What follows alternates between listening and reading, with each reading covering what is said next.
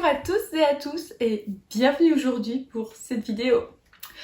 Aujourd'hui on va parler spiritualité, mais aussi histoire. On va parler histoire des arts divinatoires. C'est pas de l'histoire de l'art, mais ça pourrait franchement s'en rapprocher. Si vous me voyez regarder, c'est parce que j'ai mon ordinateur juste là, parce qu'il y a beaucoup de choses à retenir. Et je ne suis pas une spécialiste des histoires de l'art ou même de l'occulte, loin de là. C'est un sujet qui m'intéresse beaucoup, énormément. J'ai lu pas mal de documentation là-dessus depuis des années, mais je retiens pas tout. Du coup, je préfère avoir mon ordi pour m'en rappeler puis pas perdre le fil. Tout d'abord, nous allons donc définir ce qu'est la divination, car dans l'art divinatoire, il y a divination. Il faut savoir que divination vient du latin divinare, qui signifie accomplir des choses divines. Et en me renseignant, je me suis rendu compte que la divination est en réalité composée de deux branches. La première étant la voyance, celle que tout le monde s'imagine, je pense, et la deuxième qui est la mantique. La plus loin mantique. Et à elles deux, elles créent la divination. Mais la divination, c'est plus exactement l'art de prévoir tous les possibles. Maintenant, on va voir la différence entre la mantique et la voyance. La mantique, c'est une discipline qui s'appuie sur des méthodes inductives ou analytiques qui vont donc correspondre à l'art du prognostic, alors que la voyance est beaucoup plus intuitive ainsi que spontanée. Après cette étude donc de qu'est-ce que la divination et de ses branches, je me suis intéressée d'à quand remontent les origines de la divination, quand les premières civilisations ont pratiqué la divination. Et c'est là que j'ai trouvé que ça arrive depuis les origines même de l'humanité, depuis l'aube des civilisations. Et effectivement, je me suis dit, mais comment ça se fait que depuis toujours, au final, on s'y intéresse? C'est vrai que... Pourquoi? Et j'ai ce livre qui a une préface très très bien écrite et il m'a vraiment bien parlé, qui explique que l'amour, la fortune et la mort ont toujours été la principale préoccupation des hommes. Les arts divinatoires ont été fréquemment sollicités, que l'on soit persuadé de leur efficacité ou qu'on l'on prétende ne pas y croire lorsqu'on est amoureux ou dans un moment difficile, on cherche à interpréter le moindre des signes. Et effectivement, j'ai trouvé ça plutôt parlant, car quand on réalise que l'on n'est pas bien ou qu'il y a des problèmes, on va chercher la moindre réponse, on va tout de suite vouloir savoir quelque chose. On peut donc remarquer qu'on observe beaucoup de traces spirituelles au sein des civilisations. Mais c'est dès l'ère mésopotamienne que nous allons trouver beaucoup, mais vraiment une importante preuve picturale du monde spirituel.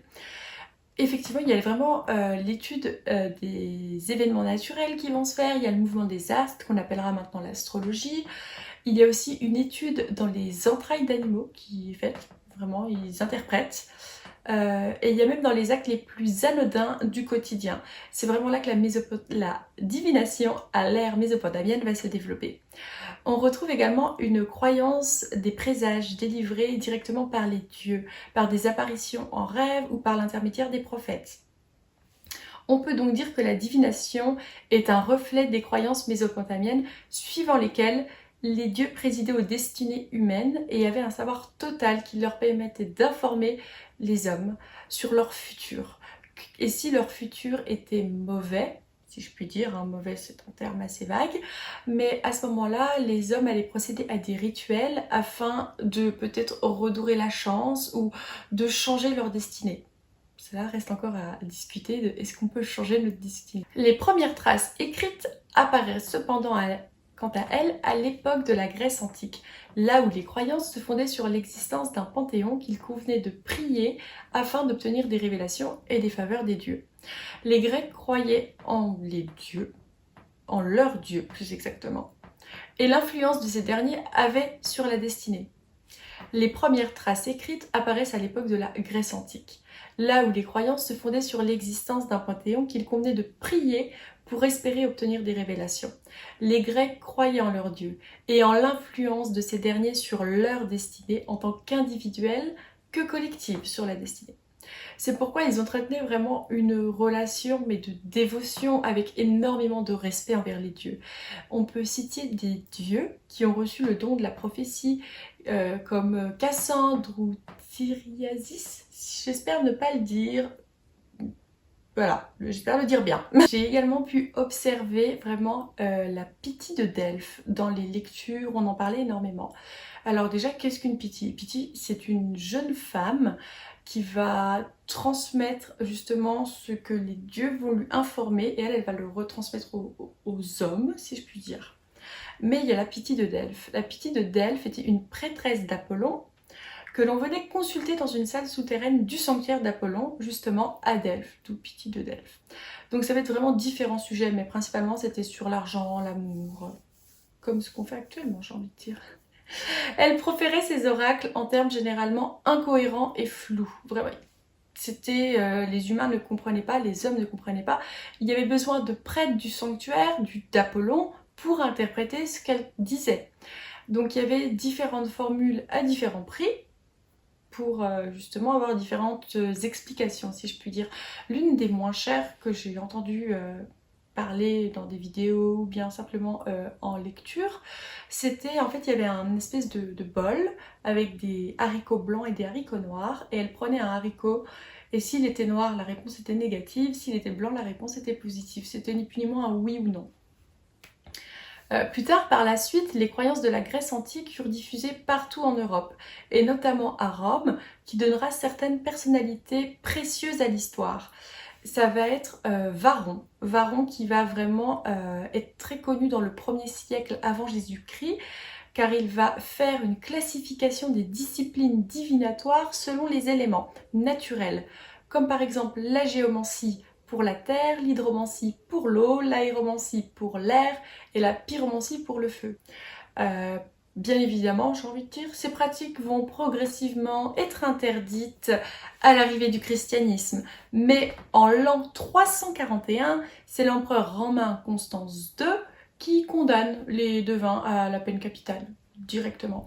Bon, ça nous fait un peu rappeler aux sorcières, au procès de Salem, ça nous fait penser à tout ça. Même si le procès de Salem, ce n'est pas des sorcières, c'est pas ce qu'on pense. Il semble néanmoins que l'usage d'objets dans la pratique de la divination n'arrive que plus tard, car là, à présent, comme nous l'avons pu voir, nous avons des matrices ou interprétées, nous avons des messages ou des rêves, mais nous n'avons pas encore, comme le voient certaines personnes, sûrement la boule de cristal ou autre. Car effectivement, la boule de cristal n'apparaît qu'à la moitié du XIIIe siècle, pas avant.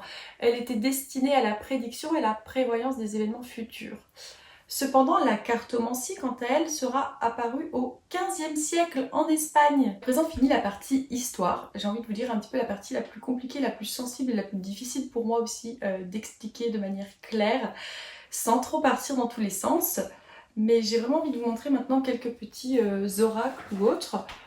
Par exemple, ici, j'ai tout simplement des cartes de tarot.